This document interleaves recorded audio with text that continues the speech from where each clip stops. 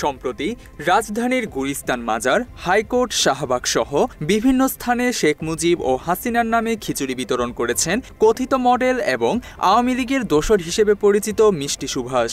Auto এবং রিকশা চালকদের খিচুড়ি দেওয়ার সময় মুজিব এবং হাসিনার জন্য দোয়াও চেয়েছেন তিনি।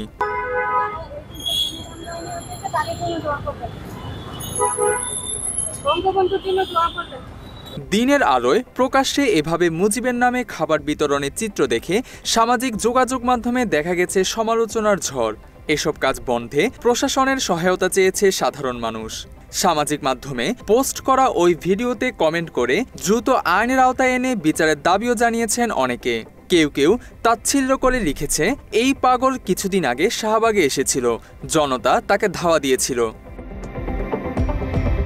এবার অনুসন্ধানী সাংবাদিক ইলিয়াস হুসাইন সম্প্রতি সামাজিক যোগাযোগ মাধ্যম ফেসবুকে মিষ্টিকে নিয়ে একটি পোস্ট করেছেন। সেখানে তিনি এই আওয়ামী দোসরের একটি ভিডিও শেয়ার করে লিখেছেন, বেশ কিছুদিন ধরে তিনি লক্ষ্য করছেন মিষ্টি প্রকাশ্যে ফ্যাসিস্ট শেখ হাসিনার পক্ষে কথা বলার পাশাপাশি জুলাই শহীদদের নিয়ে কটূক্তি করছে। আক্ষেপ জানিয়ে ইলিয়াস লিখেছেন, ফেসবুক লাইভে এসে মিষ্টি স্বৈরাচারের পক্ষে কথা বললেও তা দেখার মতো কেউ নেই।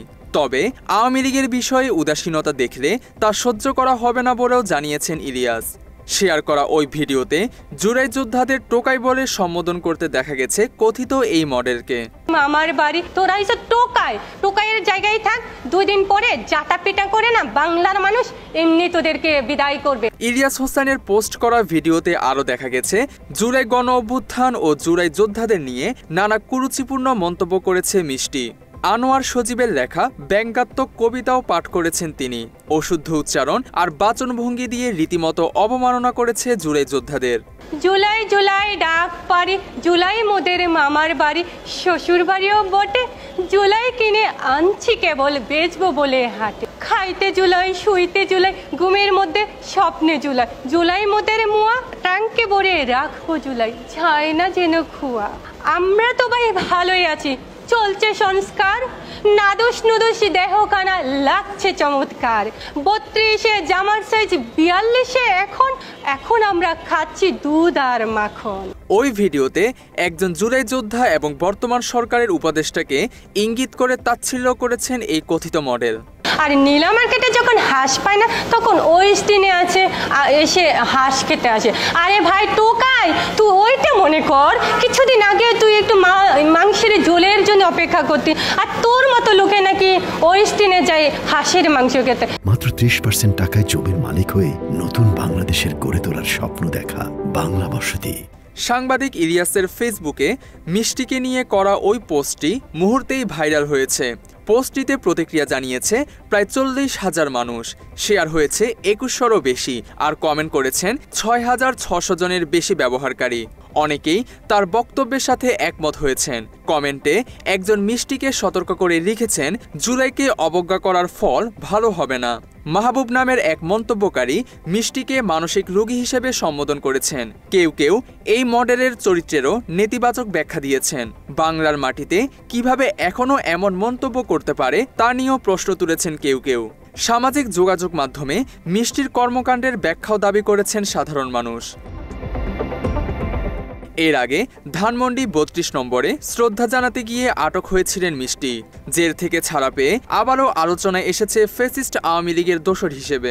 তিনি বঙ্গমাতা সাংস্কৃতিক জোটের নেত্রী হিসেবেও পরিচিত। সামাজিক যোগাযোগ মাধ্যম ফেসবুক ও ইনস্টাগ্রামের কিছু ভিডিওতে দেখা গেছে তিনি আওয়ামী লীগের মিছিল বা জনসভায় সক্রিয় ভূমিকা পালন করেছেন। এর আগে গত বছর রাজু ভাস্কর্যের সামনে ফ্যাসিস্ট হাসিনার জন্মদিনে মিষ্টির কেক কাটাকে কেন্দ্র করে ব্যাপক সমালোচনা তৈরি হয়েছিল। সে সময় তাকে লাঞ্ছিত এবং অপমানিত করেছে পথশিশুরা। এই বিষয়ে জুলাই যোদ্ধারা বলছেন, এসব দেখার জন্য তারা আন্দোলন সংগ্রাম করেনি। আওয়ামী দোসরদের এসব কর্মকাণ্ডে ক্ষোভও জানিয়েছে তারা। একজন জুলাই যোদ্ধাকে ছোট করবে, আর বর্তমান সরকারের প্রশাসন এখনো তার বিরুদ্ধে কোনো রকমের কোনো ব্যবস্থা নিবে না, সেটা দুঃখজনক, সেটা আমরা মানব না। কারণ জুলাইয়ের বিরুদ্ধে যে অপশক্তি আসবে, ফ্যাসিস্ট শক্তি যখনই উত্থান বা তারা এদের বিরুদ্ধে কোনো রকমের ষড়যন্ত্র করার চেষ্টা করবে, আমরা সংঘবদ্ধভাবে দোসরদের প্রতিহত করব। রাজনৈতিক বিশ্লেষকরা বলছেন, শহীদদের প্রতি এই ধরনের অবমাননাকর বক্তব্য কোনোভাবেই গ্রহণযোগ্য নয়। এই বিষয়ে আইনশৃঙ্খলা বাহিনীর দ্রুত পদক্ষেপ নেওয়া উচিত বলেও মনে করেন তারা। ইলিয়াস হোসেনের মতো একজন সাংবাদিকের সরাসরি সতর্কবার্তা আওয়ামী লীগ নেতৃত্বের ভেতরে নতুন করে আলোচনার জন্ম দিয়েছে বলেও মনে করা হচ্ছে।